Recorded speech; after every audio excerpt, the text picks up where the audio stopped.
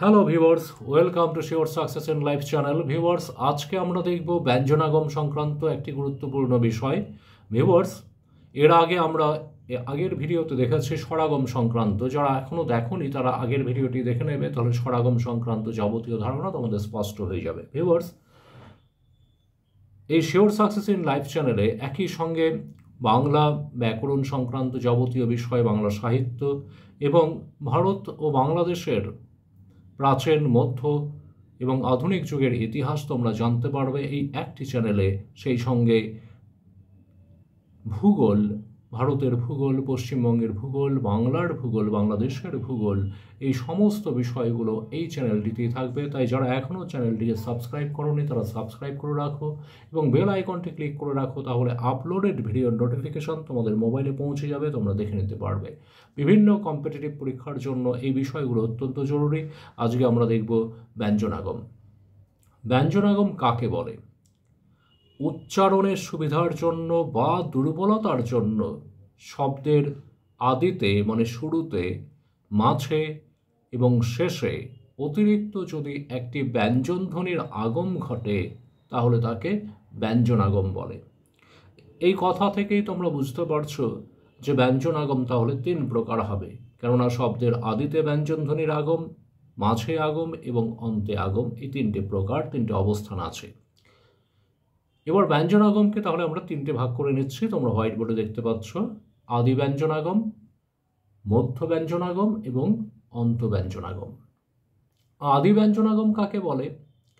উচ্চারণের সুবিধার্থে শব্দের আদিতে একটি অতিরিক্ত ব্যঞ্জনধ্বনির আগম ঘটলে তাকে আদি ব্যঞ্জনাগম বলে। আদিতে মানে শুরুতে। যেমন দেখো, উপকথা, এই উপকথা থেকে এসেছে রূপকথা শব্দটি। উপকথায় এখানে কিন্তু র ছিল না শুরুতে, কিন্তু রূপকথায় শুরুতে একটা র ব্যঞ্জনধ্বনির আগম ঘটেছে। তেমনি করে অমলেট, এই অমলেটটাকে আমরা উচ্চারণ করি মামলেট বলে, দুটো শব্দই প্রচলিত। অমলেটের শুরুতে কোনো ব্যঞ্জনধ্বনি মানে না থেকে স্বরধ্বনি দিয়ে শুরু হয়েছিল, কিন্তু দেখা যাচ্ছে এখানে ওয়ের জায়গায় একটা ম এসেছে, বাকি অন্যান্য পরিবর্তনও হয়েছে, অর্থাৎ একটি ম ধ্বনির, ম একটি ব্যঞ্জনধ্বনি তার আগম ঘটেছে। তেমনি ওঝা, রোজা, এখানে ও দিয়ে শুরু, ও হচ্ছে একটি স্বরধ্বনি, কিন্তু শব্দটি পাল্টে হয়ে গেছে রোজা, র দিয়ে শুরু, এই রটা হচ্ছে একটি ব্যঞ্জনধ্বনি। তাহলে এখানে একটা নতুন ব্যঞ্জন রয়ের আগম ঘটেছে। সবগুলো শব্দের শুরুতেই ঘটেছে বলে এই প্রক্রিয়াটি হচ্ছে আদি ব্যঞ্জনাগম বা আদ্য ব্যঞ্জনাগম। মধ্য ব্যঞ্জনাগম বিষয়টি কি? উচ্চারণের সুবিধার জন্য বা দুর্বলতার কারণে অনেক সময় দুটো ধ্বনির মাঝে, মাথায় রাখতে হবে বিষয়টি, দুটো ধ্বনির মাঝে একটি অতিরিক্ত ব্যঞ্জন ধ্বনির আগম ঘটে। তাহলে ব্যাপারটা কি, যে উচ্চারণের সুবিধার জন্য বা উচ্চারণের দুর্বলতার কারণে দুটো ধ্বনির মাঝখানে একটি অতিরিক্ত ব্যঞ্জন ধ্বনির আগম ঘটে, এই বিষয়টি হচ্ছে মধ্য ব্যঞ্জনাগম।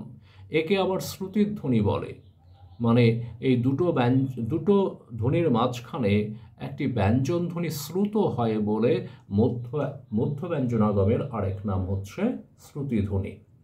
যেমন দেখো, মা এ, মা এ, মায়ের আ আর এ এর মাঝখানে একটা অ এসে হয়ে গেছে মায়ে, তাহলে অন্তস্থ এসেছে বলে একে অন্তস্থ শ্রুতি বলা যায়।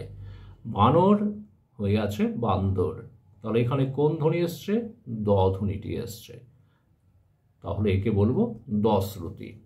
তেমনি করে যা আ, এই আ হয়ে গেছে, আয়ের ওখানে একটা নতুন ধ্বনি এসছে ব, হয়ে গেছে যা বা, অর্থাৎ এখানে ব শ্রুতি ঘটেছে। গো আলা, এটা হয়ে যাচ্ছে গো আলা, এখানে একটা ও ধ্বনি এসছে, অর্থাৎ এটি হয়েছে ও শ্রুতি। বেহুলা, বেহুলা হয়ে যাচ্ছে বেহুলা হয়ে যাচ্ছে বেউলা, শব্দটি হয়ে যাচ্ছে বেহুলা। এখানে হ ধ্বনিটি এসছে, তাই এটি হচ্ছে হ শ্রুতি। এইগুলো তাহলে এখানে দেখবে তোমাদের মনে হতে পারে গোওয়ালা, এখানে ও কেন এসছে? ও তো স্বরধ্বনি, তাহলে তো স্বরাগম না, তা নয়। এই ও আসলে অন্তস্থ ব। বুঝতে পেরেছ? অন্তস্থ ব। তোমরা জানো যে বাংলা বর্ণমালায় দুটো ব আছে, একটা বর্গীয় ব আর একটা অন্তস্থ ব। এই অন্তস্থ বয়ের উচ্চারণ ও, তাই একে ও শ্রুতি মানে অন্তস্থ ব শ্রুতি বলা যায়। আর যা আ, এখানে স্পষ্ট ব এসছে, যা বা, এটি হচ্ছে ব শ্রুতি। অন্তব্যঞ্জনাগম, শব্দের শেষে একটি অতিরিক্ত ব্যঞ্জনধ্বনির আগম ঘটলে তাকে বলে অন্তব্যঞ্জনাগম। ব্যাপারটা কি, যে শব্দের শেষে যদি একটি অতিরিক্ত ব্যঞ্জনধ্বনির আগমন ঘটে, তাহলে বিষয়টিকে কি বলবো? যেহেতু শেষে এসছে, তাই অন্তব্যঞ্জনাগম। যেমন দেখো, জমি হয়ে যাচ্ছে জমিন, এখানে দন্তন্য ব্যঞ্জনটি নতুন করে এসছে। নানা হয়ে যাচ্ছে নানান, এখানে আরেকটি ন এসছে শেষে। তেমনি সীমা হয়ে যাচ্ছে সীমানা, এখানেও ন এসছে। খোকা হয়ে যাচ্ছে খোকন, এখানেও ন এসছে শেষে। বাবু হয়ে যাচ্ছে বাবুন, দন্তন্য এসছে শেষে। এইভাবে শব্দের শেষে যদি একটি ব্যঞ্জনধ্বনির আগম ঘটে, তাহলে তাকে আমরা বলবো অন্তব্যঞ্জনাগম। এই হচ্ছে ব্যঞ্জনাগম সংক্রান্ত বিষয়। এরপরে ধ্বনি পরিবর্তনের বাদবাকি নিয়মগুলো পর্যায়ক্রমিকভাবে তোমরা এই ভিডিওতে, এই চ্যানেলে পেয়ে যাবে। এই ভিডিওতে সম্ভব নয়, কেননা ভিডিওটা অনেকটা বড় হয়ে যাবে, তাই আপাতত এইটুকু পর্যন্ত এই ভিডিওতে থাকছে। পরবর্তীকালে ধ্বনি পরিবর্তনের অন্যান্য নিয়মগুলো প্রচুর উদাহরণ সহ সূক্ষ্মভাবে বিশ্লেষণ করবার চেষ্টা করব।